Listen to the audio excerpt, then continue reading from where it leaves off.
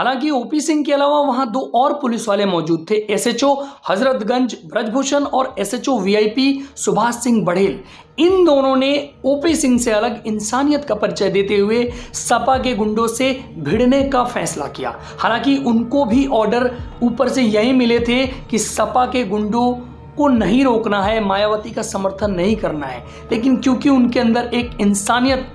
अभी जिंदा थी और क्योंकि उन्हें ऐसा लग रहा था कि इस मामले को रोकना चाहिए इससे पहले कि ये एक विकराल रूप ले ले, एक बहुत बड़ा मुद्दा बन जाए, उनको अपनी ड्यूटी अच्छे से निभानी चाहिए और इसीलिए वो लोग भिड़ गए। हालांकि ये काफ़ी मुश्किल था क्योंकि सपा के बहुत सारे गुंडे वहाँ पे मौजूद थे और जिनको रोकना बहुत ही मुश्किल था, लेकिन वो फिर भी भिड़े रहे। लेकिन जो असली काम किया इस मामले में वो ब्रह्मदत्त तिवारी ने किया। ब्रह्मदत्त तिवारी जो फर्रुखाबाद से बीजेपी के विधायक थे, वो बगल के इमारत में रुके हुए थे और वो फौरन वहां पे पहुंच गए और कहते हैं कि वो लाठी बहुत अच्छा चलाते थे और उस वजह से उन्होंने काफ़ी देर तक जो है सपा के गुंडों का सामना किया, मायावती की इज्जत बचाए रखी और कहीं ना कहीं जो प्रतिरोध है मतलब उन्होंने अपने तरफ से पूरा दिखाया, जिसकी वजह से कहीं ना कहीं आप बोल सकते हैं कि मायावती की इज्जत बच पाई। इन सब के अलावा भाजपा के कार्यकर्ताओं और मीडिया को भी मायावती की जान और इज्जत बचाने का श्रेय मिलना चाहिए, क्योंकि मीडिया वाले जो वहाँ मौजूद थे, जो पहुँचे थे वहाँ उस मीटिंग के बारे में बात करने के लिए जो मायावती ने अपने विधायकों के साथ रखी थी, वो जब उन्होंने ये गुंडागर्दी देखी थी तो उन्होंने सपा के गुंडों से लड़ने का फैसला किया था, उसको रोकने का फैसला किया था। और कहीं ना कहीं जब भाजपा के कार्यकर्ता भी वहाँ पहुँचे तो उन लोगों ने भी यही कोशिश की। फिर जल्द ही जब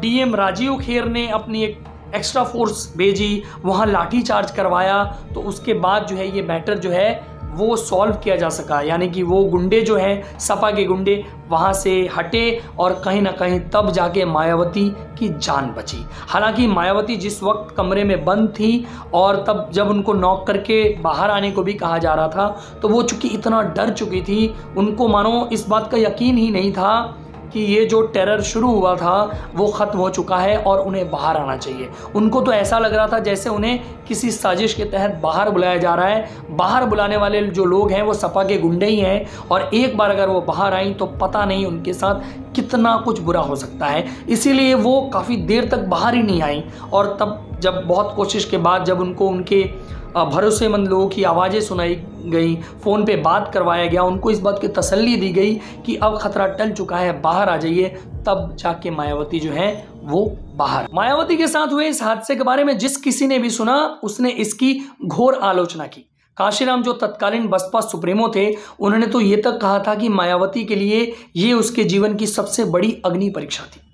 मतलब ये इतनी दर्दनाक दास्तान है, मतलब जिसको मायावती पूरी जिंदगी नहीं भूल पाई। हालांकि इस स्कैंडल के अगले ही दिन यानी कि 2 जून को ये पूरा गेस्ट हाउस कांड हुआ था और 3 जून 1995 को भाजपा, जनता दल, कम्युनिस्ट पार्टी और कांग्रेस के समर्थन से टोटल 282 सीटों के साथ जो है वो बसपा ने सरकार बनाई। मायावती जो है वो पहली दलित महिला मुख्यमंत्री बनी इंडिया की। इस गेस्ट हाउस कांड को पूरी जिंदगी नहीं भूल पाई मायावती और इसी वजह से वो उन लोगों को भी नहीं भूल पाई जिन लोगों ने ये प्लॉट किया था उनके अगेंस्ट और जिन लोगों ने उनकी जान बचाई थी। और इसीलिए जैसे ही वो सीएम बनी उन्होंने एक कमेटी बनाई, एक जांच कमेटी बनाई और इस कमेटी ने जो रमेश चंद्र कमेटी थी उसने 89 पेजेस की जो है वो अपनी रिपोर्ट पेश की और उसमें सीधे सीधे तौर पर मुलायम सिंह यादव को इसका मास्टर प्लानर बताया कि उन्हीं के इशारों पे ये गेस्ट हाउस कांड जो है वो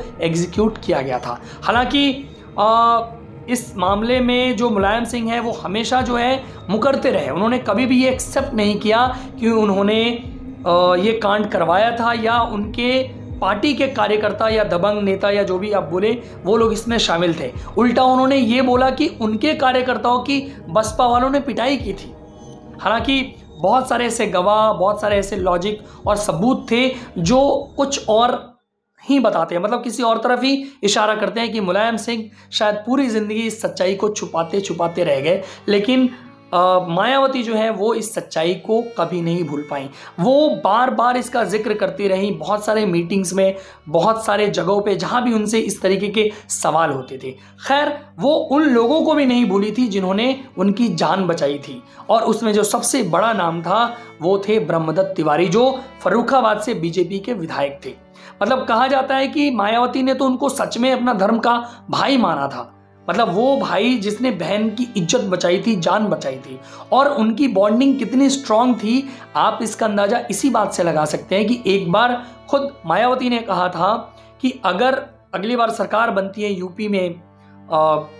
बीजेपी और बसपा गठबंधन से, तो 2.5 साल के लिए कि अगर ब्रह्मदत्त तिवारी सीएम बन जाए तो उन्हें कोई आपत्ति नहीं होगी। हालांकि ऐसा कभी हुआ नहीं, लेकिन मतलब आप समझ सकते हैं कि कितना इम्पैक्ट जो है वो इस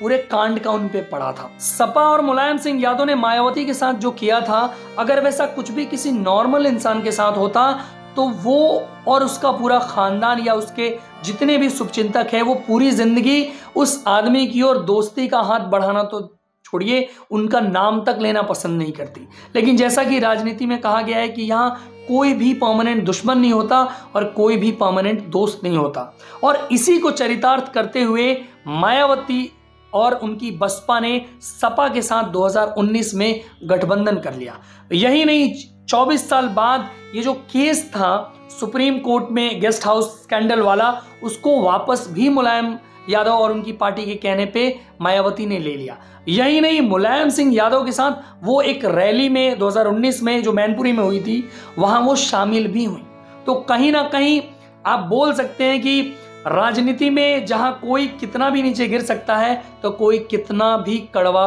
घूंट जो है वो पी सकता है। मतलब मुलायम सिंह हद से ज्यादा गिर गए तो मायावती ने इतनी बड़ी, इतनी मुश्किल आप जिसको बोल सकते हैं, इतनी कड़वी घूंट जो है बेइज्जती का, वो पी लिया और राजनीति जो है वो इन दोनों की चलती रही। हालांकि इस गेस्ट हाउस कांड ने मायावती के लिए कुछ समीकरण जो है, कुछ पॉइंट ऑफ व्यू पूरी तरीके से बदल भी दिए थे। जैसे मीडिया वाले जो हैं वो पहले मायावती को काफी वीक समझते थे, लेकिन इस गेस्ट हाउस कांड के बाद वो जिस तरीके से उभर के आई, सीएम बनी, जांच करवाया और इस मुद्दे पे बात करनी शुरू हुई, मीडिया वालों ने ये माना कि कहीं ना कहीं जो है वो मायावती एक स्ट्रांग पर्सनालिटी है और दलितों की एक बहुत ही मजबूत आवाज बन के वो उभरी पूरे देश में, और उन्होंने जितना टाइम भी राज किया वो मतलब बहुत पावरफुल रही। हालांकि बहुत सारे स्कैंडल, बहुत सारे घोटाले, बहुत सारी अनियमितताओं में उनका नाम भी रहा, जिसकी वजह से उनकी रेपुटेशन को खासा धक्का पहुंचा और आज जो है उनकी राजनीति में स्थिति काफी खराब है। तो ये था आज का एपिसोड। उम्मीद है कि आपको इस काले किस्से एपिसोड से बहुत कुछ सीखने को मिला होगा, बहुत कुछ जानकारियाँ मिली होगी, आपको अपने नॉलेज में इजाफा हुआ, महसूस हुआ होगा। अगर मेरे से फिर भी कुछ रह गया हो तो आप कमेंट करके बता सकते हैं। और अंत में मैं बस आपसे एक ही रिक्वेस्ट करूँगा कि आप इस वीडियो को ज़्यादा से ज़्यादा शेयर कीजिए, क्योंकि आपका ये जो जेस्चर है, लाइक करना, शेयर करना, हमारे चैनल को सब्सक्राइब करना, ये हमें हौसला देता है कि हम और वीडियोस बनाएं, आपके नॉलेज को और बूस्ट करें और कहीं ना कहीं आपसे जुड़े रहें। अगर आप चाहते हैं कि हम ऐसा करते रहें तो आप प्लीज़ हमारे चैनल को सब्सक्राइब कीजिए, अपने दोस्तों में, जानने वालों में शेयर कीजिए, वीडियो को लाइक भी कीजिए। तो मिलते हैं काले किस्से विद नीरज के अगले एपिसोड में, तब तक मुझे इजाज़त दीजिए। जय हिंद, जय भारत।